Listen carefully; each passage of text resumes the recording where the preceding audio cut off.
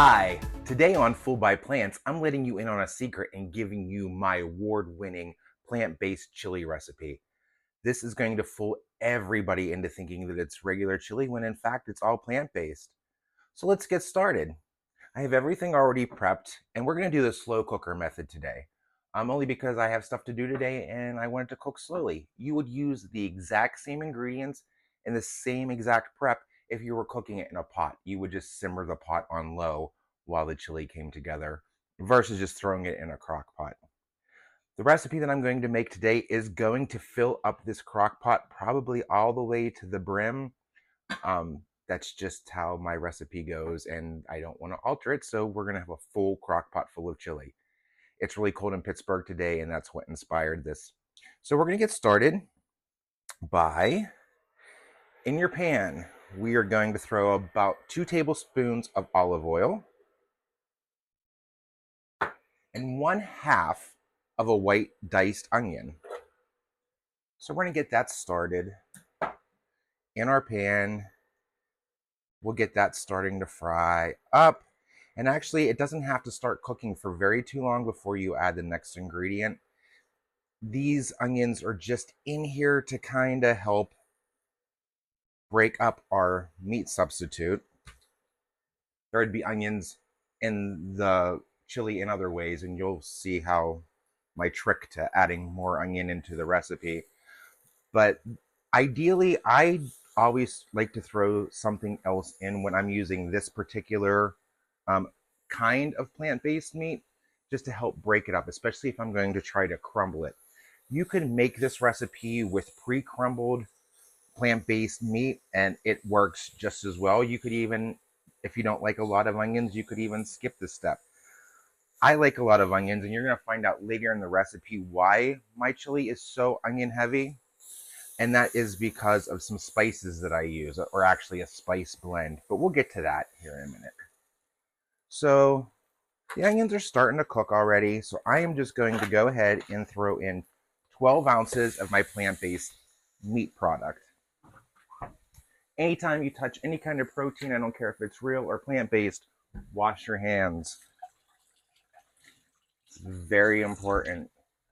Even if you're dealing with raw vegetables, wash your hands. All right, so we are going to start breaking up that meat mixture into its crumble. And this is where you'll see that adding in those onions kind of helps, because those onions will really help us break up that plant-based meat product into more of a crumble state as it mingles in there with the onions. I'm actually going to turn my burner down a little bit because I have that a little high. So I just want to brown it. I don't want to burn it. So we're going to take that down to more of a medium high heat instead of the extreme high that I had it on. All right. Now while that's cooking, one of the ingredients that I like to add into my chili, which not a lot of people probably do, is roasted red peppers. So you can buy these in a jar. This is 12 ounces of roasted red pepper strips already in water, packed in water. So I'm just going to throw the entire jar into a blender. You can use any kind of blender. I happen to use one of these little handy dandy kitchen ones. And into this mixture as well, I'm going to add 3.5 ounces of chipotle salsa. Now, if you can't find a chipotle salsa in your grocery store, chances are you'll find chilies in an adobo sauce. Chipotle chilies in adobo sauce. You can use that, but my recommendation is if you use that chipotle in an adobo sauce, only use one chili pepper, or else you will overpower your chili with the chipotle. We want a little bit of it, not a ton. So let me continue to stir my meat mixture here. So into that blender, I have my roasted red peppers. I have 3 cloves of garlic, which I forgot to mention when I threw those in there. 3 cloves of garlic and the 3.5 ounces of a chipotle salsa. So into the blender, we'll get this started while we cook up this meat mixture to save time.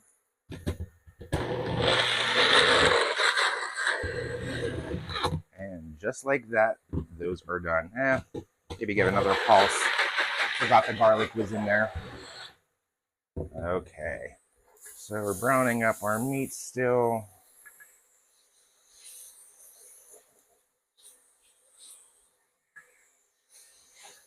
Stirring and browning. Again, this is the meat product that I use is the plant-based meat that has a plant-based heme product in it so that it browns as you cook it, very similar to how real meat cooks. Again, you don't have to use that brand. You can use whatever kind of beef substitute crumbles that you prefer, and it's going to work perfectly in this recipe. Honestly, the beef substitute in this recipe is more for a texture and a mouthfeel than it is for flavor, because we're going to be getting so much other flavor from our other spices. So this has all come together very nicely, and it is brown, so I am going to throw this down onto a low setting just to keep it warm while I show you guys the rest of how I'm going to put this chili together. So in my slow cooker set on high, this is probably the easiest chili hack that I could ever share with you, and it's so easy. So I could sit here and I could boil down tomatoes, and I could chop up tons of onions and green peppers and cilantro, or I could just do what I do and buy fresh from your local grocery store, fresh salsa. I'm using mild. And each of these containers is 16 ounces. So I'm actually going to put in 32 ounces of fresh salsa. Most grocery stores have their own brand. The large grocery store chain in Pittsburgh has their own brand, and it works very nicely in this chili. To that, we are going to add an entire can, which is 29 ounces of tomato sauce. And again, you can use any brand. None of my content, at least for this recipe, is sponsored by anyone. So if you see a brand, it's just because that's what I picked and threw in my grocery cart today when I was going grocery shopping. All right, in with the salsa and the tomato sauce, we are going to add the mixture of pureed roasted red peppers, the chipotle salsa, and the garlic cloves. Oh my God, it's already starting to smell amazing. To this mixture in the crock pot, we are going to add 1 packet of whatever chili packet seasoning you prefer. There's a whole bunch of different companies that makes it. Again, this really isn't going to be what gives most of the flavor to the chili. It'll be our next spice combination, and we'll get into that. So 1 package, I believe a package is about 1.25 ounces of chili seasoning. So we're just going to put that in there, and we are going to stir in that seasoning just until it's well incorporated with the other items of chili components. All right, now everyone, this is my secret weapon. This is what has caused this chili to win awards when it went up against every other kind of chili out there. My little secret weapon that I'm going to share with you all is a spice blend called Berber. It is used heavily in Ethiopian cooking, which is what gave me the idea to add this to a chili recipe.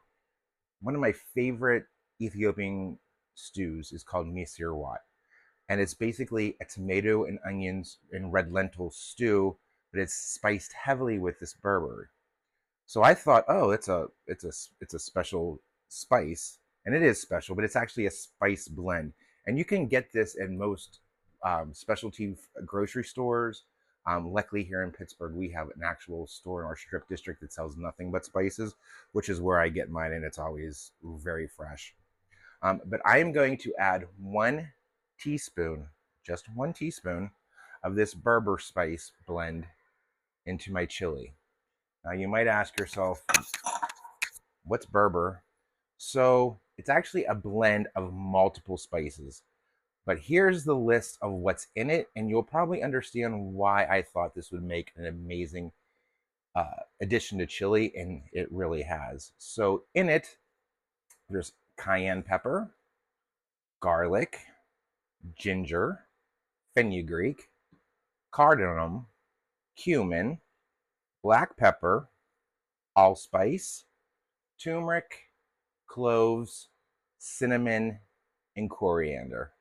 Now, the ratios of all of those, I'm not entirely sure of, but that is the blend of the individual spices that comes in the Burberry spice that I get. It actually comes in a little packet like this from our specialty spice store, but I have also purchased it in bottles at like a Whole Foods.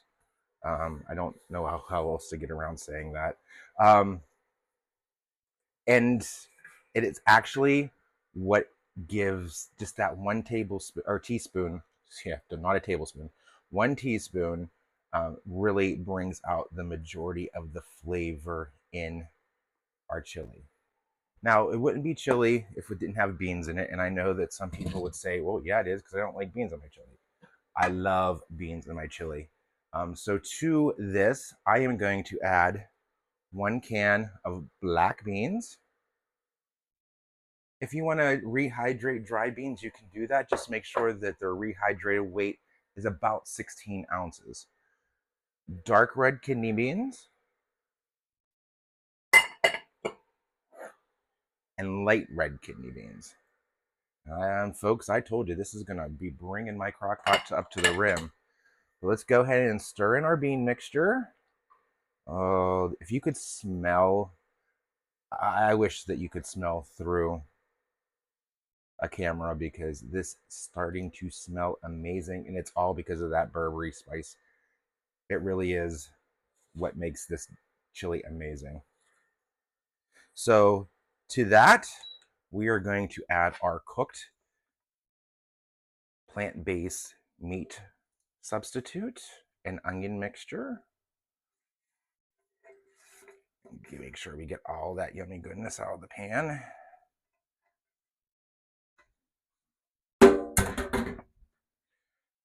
And we are going to stir that in, and we only have one last ingredient because as you can see, this is very stew-like and not very chili-like.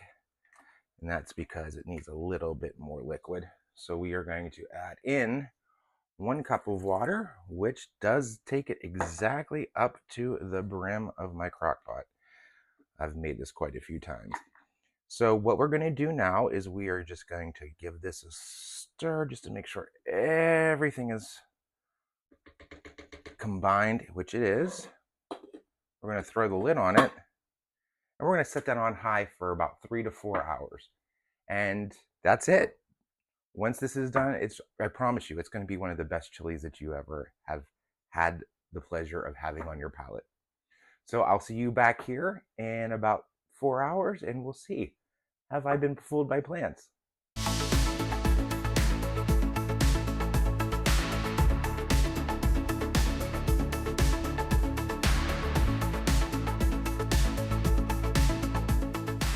Okay, well, it's been 4 hours and our chili is ready, and it looks amazing and delicious.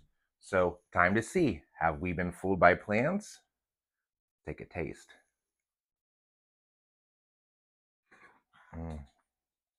That Berber spice blend really makes this chili kick.